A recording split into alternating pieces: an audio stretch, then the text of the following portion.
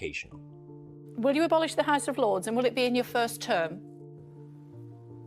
Yes, we do want to abolish the House of Lords. I don't think anybody can defend the House of Lords. You said you were going to abolish the House of Lords. Well, are you not now going to abolish the House? I've said we need to change the House of Lords. I stand by that. You voted for change.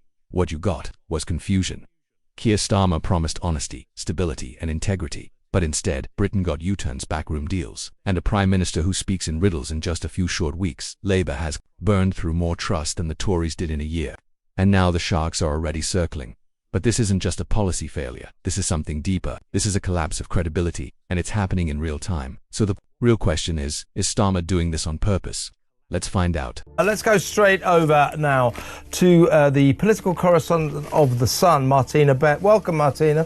Good morning, Kevin. Well, look, let's talk about your colleague, Harry Cole. He's written his excellent column in The Sun this morning. And his headline is "Flip-flop PM is all at sea as sharks circle." Taxes look like they may have to go up to fund a backtrack, a U-turn on benefit policy generally. Looks like they want to at least reinstate most of the winter fuel allowance. They're also going to cut back on the benefit cuts that Rachel Reeves wanted to make, the Chancellor. They're having to do this because the left of the Labour Party are complaining. But it just makes the Prime Minister look like a man of straw who just blows with the wind. Whatever you want, I can do it. As Harry says, you know, those are my principles, and if you don't like them, well, I have others. That sums Keir Starmer up. You never quite know what he stands for, but basically what he really stands for is I'll do anything to stay in power.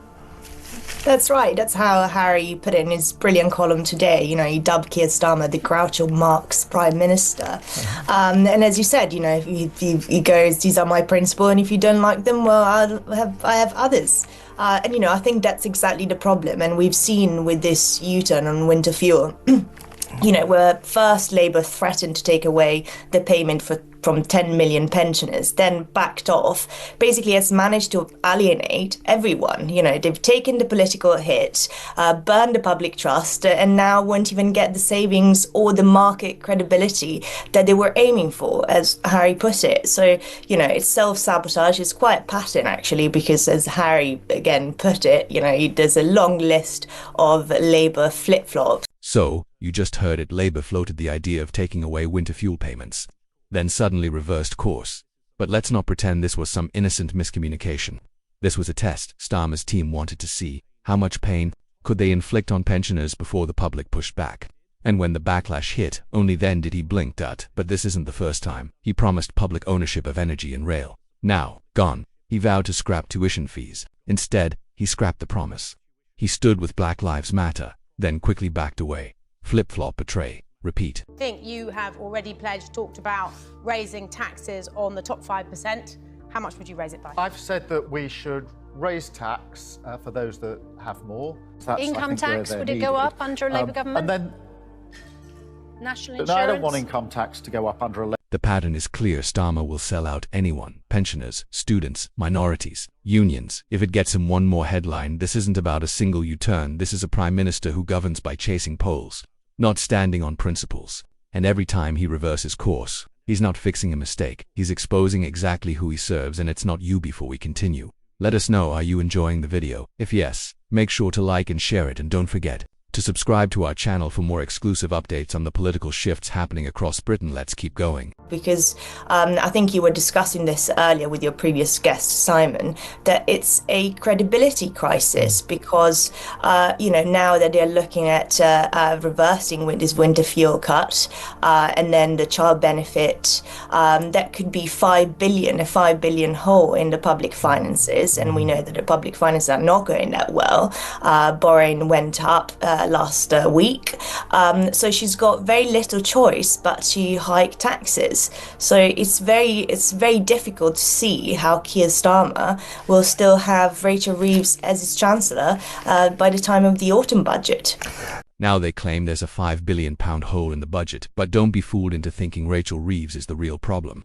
The problem is the man who keeps throwing his own Chancellor under the bus. Starmer lets her announce the cuts, watches her take the heat, then steps back and pretends to be shocked when it all blows up. And where does it end? With quiet tax hikes, not the kind the wealthy will ever notice, but the kind you will just this month. HMRC was told to expand audits on self-employed workers and small businesses. Starmer won't tax oil giants, but he'll come after your side hustle. He promised no tax hikes for working families, but now he's inventing new ways to squeeze every last penny from the middle class. Mind it.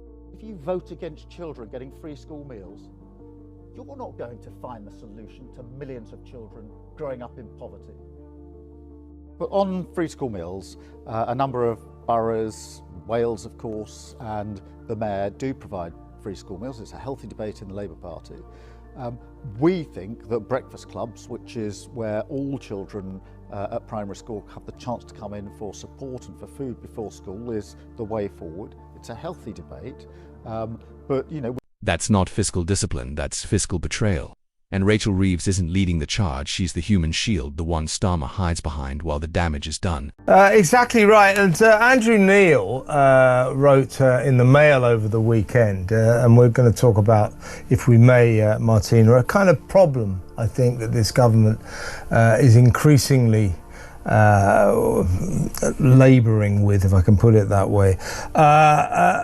He said that in 55 years of covering politics, almost as long as I have been, that he has never known a government, or indeed a prime minister, more prone to lying and gaslighting the public. You know, that he said that in the past, in his illustrious career, you know, you didn't go anywhere near suggesting that the Prime Minister ever lied, or that senior politicians ever lied. And yet, for Keir Starmer and his crew, it seems to be routine. You know, he is not straight with us. This is a problem, isn't it? That anything he says, so when he says, yes, I will be, you know, we're looking at the winter fuel allowance, and people misinterpret that as a U-turn. I'm not sure it is. We don't actually know what to expect from that statement, because you never know with this guy what the truth is. All he said was there'll definitely be some sort of announcement at the next fiscal event. I assume by that he means the budget. That's October. Going to be a bit late for the winter fuel allowance by then, if you think about it. But you never quite know what this guy means, whether he's telling the truth. Will this happen, or is it just another headline hunting announcement? Well, I think that's a real problem, because during the general election, and, you know, I followed Keir Starmer during the general election campaign, and he wasn't saying, you know, he kept saying that taxes are not going up, but then in terms of public cuts that we knew were coming because we're already baked into the books, it would say that they wouldn't, you know, that they would solve that by growing the economy. So they weren't really honest with the public then, and that. Andrew Neil was right. This isn't just political spin. It's a full-blown psychological operation. Starmer isn't avoiding the truth by accident. He was trained to speak in vague emotional language while dodging specifics. That's how we ended up with a prime minister who says everything and means nothing. We're reviewing it. We'll make an announcement. We won't raise taxes, probably. These aren't answers. They're mirrors, designed to reflect whatever the public wants to hear that day. But here's the danger. He's counting on you not paying attention. He's betting that by the time the truth catches up, the damage is done, and you're too tired to care. This isn't miscommunication. It's premeditated deception. Angela Rayner might be circling, but she's not the storm. She's the symptom. The real crisis. Starmer has no one left who believes in him. The unions feel betrayed. The left is purged. Constituency parties silenced. Even his own shadow cabinet is dodging interviews. Why? Because they've seen the truth up close. They know this is a man who makes decisions at midnight, reverses them at dawn, and blames someone else by lunch. Remember the Diane Abbott scandal? He hung Britain's most senior black MP out to dry, then claimed it wasn't personal, only to backtrack again. If he can betray her, no one is safe. Labour isn't a political party anymore. It's a hostage situation with a PowerPoint deck. And when this ship finally sinks, don't blame the crew. Blame the captain who never told them where they were going in the first place. What do you think? Can a man who changes his mind this will often be trusted to lead a country? Tell us in the comments. How long will we let politicians lie to our faces and then blame the system when they get caught?